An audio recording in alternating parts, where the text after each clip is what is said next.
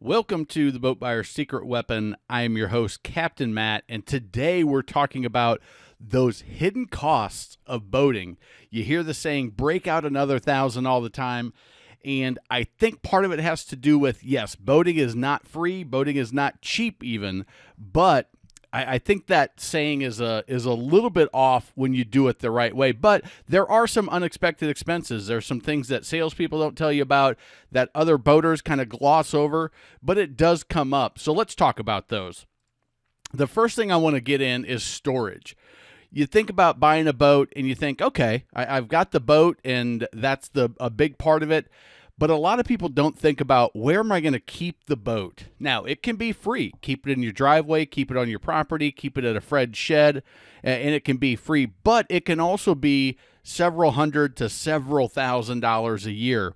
Keeping it in a wet slip at a marina, keeping it in a dry storage, having it put in and out with the forklift in a storage facility. And what are you going to do in the wintertime? Maybe you're in the northern climate and your boat's hauled out in the wintertime. Where are you going to store it there? And again, that can be several hundred to several $1,000s a year. We talk about that in the First Time Boat Buyer Academy as well in some more detail.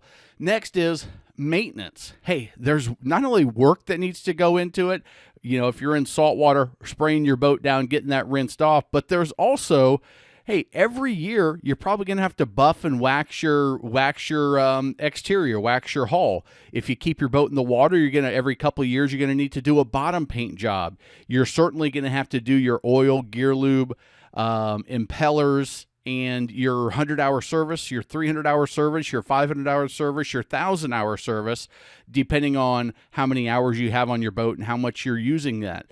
Now, with the shop rate, it's not like your car. The shop rate in the marine industry is anywhere from 80 on the cheap side to $200, even $250 an hour, depending on the work that's being done, your area, the type of engines that you have, and that can add up.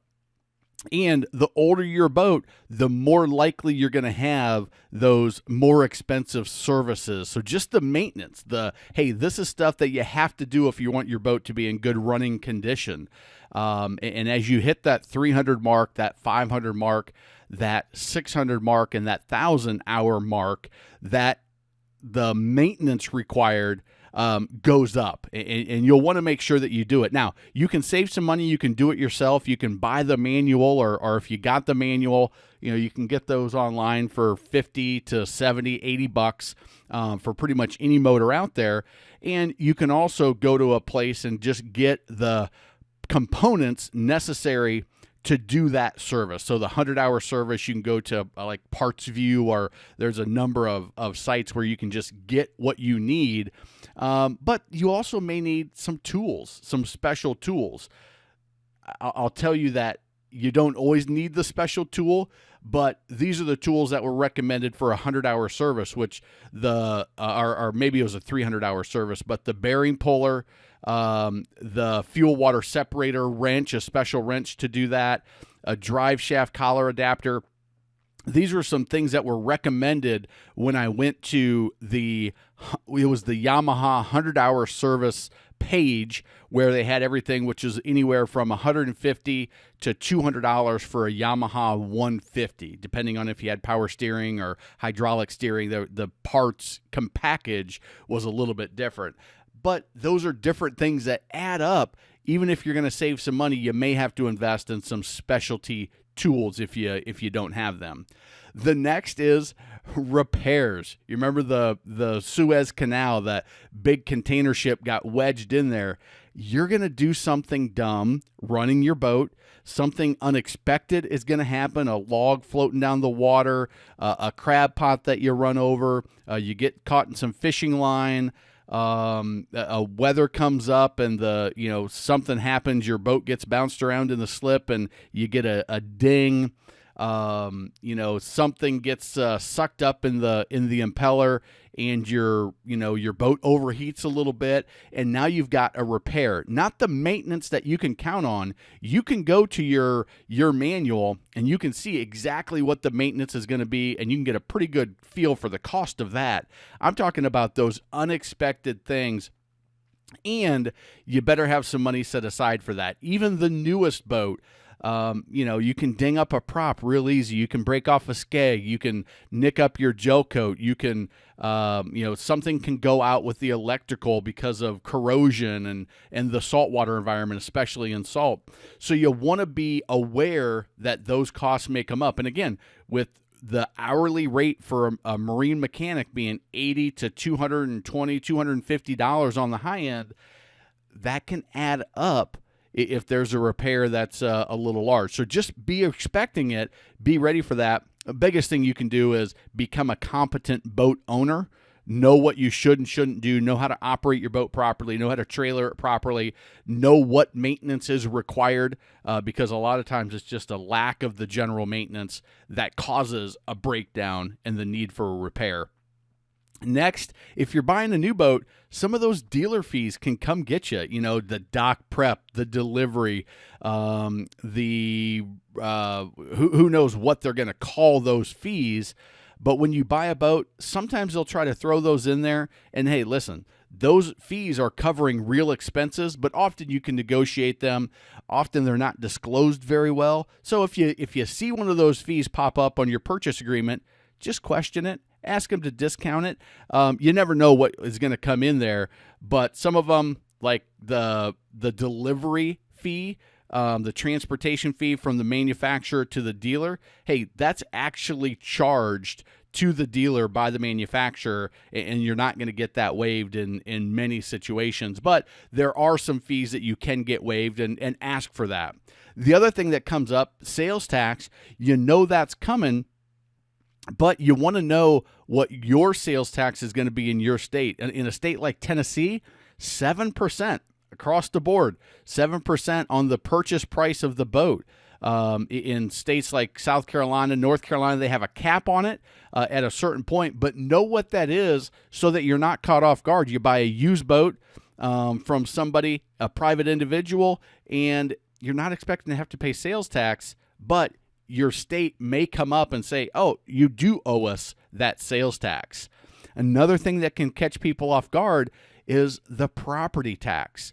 Not all states have a property tax on boats, but some of them do, and some of them can get expensive. California specifically has a property tax by county within the state on boats. Now, if you're from one county to another, it can be a significant difference. So you better find that out before you jump into boating. If your budget is tight, if your budget's important, you want to look at that first. Now, we'll get into some of those things that come up and are just kind of an ongoing. So gear. Listen, when you buy your first boat, you've got to get your life jackets, your throw cushions, your whistle, your flares if you're in salt water, your fenders, your dock lines, maybe some electronics, and you get all that stuff. But as you go, if you're like most boaters, you're going to want to upgrade this, and you're going to want to change it out to LED lights. And now this fish finder or chart plotter is not enough. I want to upgrade to the bigger, better one. I want to get the app. I want to get the upgraded VHF radios. Ooh, having a grill on board would be awesome. Ooh, the bilge pump needs to be replaced. Oh, I saw those when we were out on the water. Those cup holders were awesome. That docktails table was really cool. I want to upgrade that. So there's always something, no matter what style of boating, whether it's fishing, pleasure cruising, water sports with the kids, inner tubes, and big Mabels, which we invested nearly $1,000 in just inflatables for our girls because they enjoy that, and skis and ropes and all that stuff. It goes above $1,000, and it's just, hey, there's fun stuff when you have a boat. There's fun stuff. There's stuff that you think you need, some things that you really need, and it just starts to add up. Next is fuel. Hey, if you're going to be running your boat, especially if you're doing water sports, if you're running offshore, if you're doing some fishing and you're doing fishing tournaments and running wide open throttle to your hot spots, you're going to burn through some fuel. And I'm going to recommend that you don't cheap out and get the cheap fuel, that you get the marine grade ethanol. You use the diesel. If you're getting your gas on the water, which is super convenient, you're going to pay a little bit extra for that too. So fuel is not whatever the cheapest price is that you see at the pump. Fuel is going to be that plus maybe $1.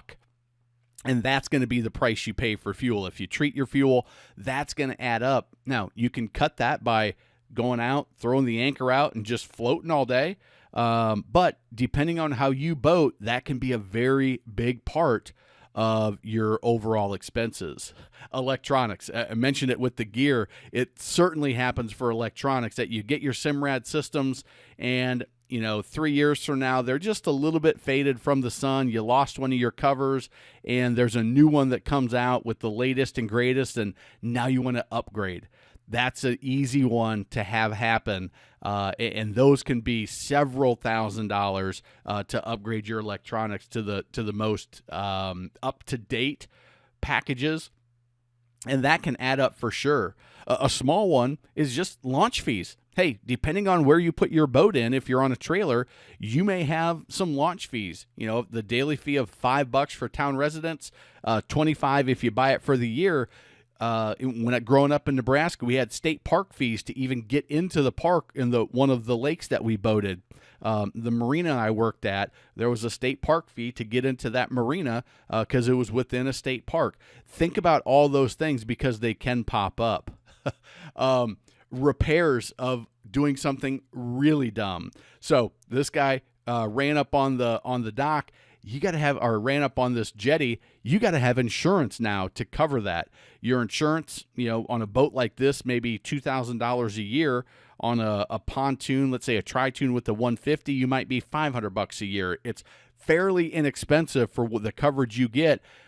As you get bigger boats, as you get faster boats, in the U.S. Boat Expo, we talk about this, but that insurance is something that every year it's going to be going up, and as you run your boat, that's going to need to be paid every year. Next is boater education. Hey, I'm a big believer in getting trained on your boat. Now, you've got to do the boater safety course. And if you're of a certain age in certain states, you've got to do the state test to get your boater's safety card. But I'm going to recommend you take a step further and you actually do some operator training, how to actually run your boat. It's going to help you avoid some of those mistakes that are going to be costly. Spending a few $100 on boater education operator training on your boat is going to pay off dividends because you're not going to have those gel coat dings. Somebody's going to talk you through the basic maintenance, the do's and don'ts, things to be careful of, things to look out for, getting up in shallow water and sucking in dirty debris water that's going to ruin your impeller faster, watching out for plastic bags which could suck up on the intakes and your boat can overheat, causing a catastrophic issue. Things that are just may seem like not a big deal. If you get somebody to talk you through the style of boats you have, the type of propulsion system you have, you can avoid a lot of additional expense down the line. Plus, it's going to make you have more fun. Your stickers and your registration. Hey, not only do you have to pay the registration tag, which maybe $50, $100, $200 in your state, but you've also got to actually buy the stickers. They don't send those to you. You've got to go out and buy those. I'm going to encourage you to go to a vinyl shop, a lettering shop, a sign shop in your area. Give them the letters. Tell them how you want them cut. Tell them what font. Make it a nice, clean, easy to read font, and get it put it in a big strip. It'll look a lot nicer on your boat, and they'll stay better. And it's maybe $50 to do it, probably less than that. So that's another little expense. Now, if you got a trailer or you need a trailer, hey, trailers are more expensive than you may think. For this single axle trailer, I would bet to say this is a $1,500 trailer. You put a dual axle on a 2,500 pound trailer. Now that's just gone up to about $3,000. You get a 5,000 pound trailer, and now you're looking at $5,000, $6,000, $7,000, depending how it's equipped. You go to a triple axle, and you can be $12,000, $15,000 on a trailer pretty easy, and it's really difficult to find a used trailer. So if you're a trailer boater and you're buying a boat without a trailer, keep in mind that trailer is probably not as inexpensive as you think. And if you've got a trailer, now you've got trailer tires that are going to continue to add up every 3 to 5 years, you're going to need to replace those because they wear out over time, and you don't want to break down with a trailer and have a flat tire. It's happened to me as a kid. I know people that it's happened to, and it's a nightmare. Just keep those trailer tires up, and at $150 a pop, if you've got a dual axle trailer, now you're looking at $600, $700, $800 to take care of that. If you live on a lake that has bars and restaurants, well, guess where you're going to be going on a Saturday afternoon, especially if you've got kids. They're going to be squawking at you to get to the lake and go to that restaurant to have lunch or have dinner, maybe have some cocktails and have some drinks. And it's not going to be the cheapest food that you can get, cheapest drinks that you can get. You're going to get the $10 daiquiri because you're on the lake, and that's the funness of it. You're going to get appetizers for the whole group, and that's something that you need to figure in to your boating budget that can kind of sneak up on you. Filling up the cooler. Not only do you have to have a nice big cooler, but now you got to chock it full of drinks. Whatever your beverage of choice is, you're going to be drinking a lot more of it on the water because it's going to be hot, and it's just what happens. My girls will drink 3 times as much on the boat as they do in just a regular day. It's there. It's fun. It's Capri Suns. I'd encourage you to stay away from the red Gatorade. That stuff will stain like crazy. Now you've got another expense on your hands. But not only do you have to have that cooler, but you got to have ice. And if you keep your boat at a marina, you're going to be buying the ice at the marina, and it's going to be a little bit more expensive than just throwing some cold packs in. A little trick, freeze yourself some milk jugs or some water bottles and throw those down at the bottom. Now when the ice melts, it's going to keep that ice or that water freezing cold, and it's a nice solid hunk of ice inside a container, so it's going to last longer, and you're going to make your ice go a lot further. It's a little thing, but it can keep your drinks colder and make it easier all day long. If you enjoyed this video, we've got over 150 videos on the channel. Subscribe. We release at least one a week. Check out the US Boat Expo. YouTube has recommended some videos for you that they think you may enjoy. And remember, life truly is better on a boat.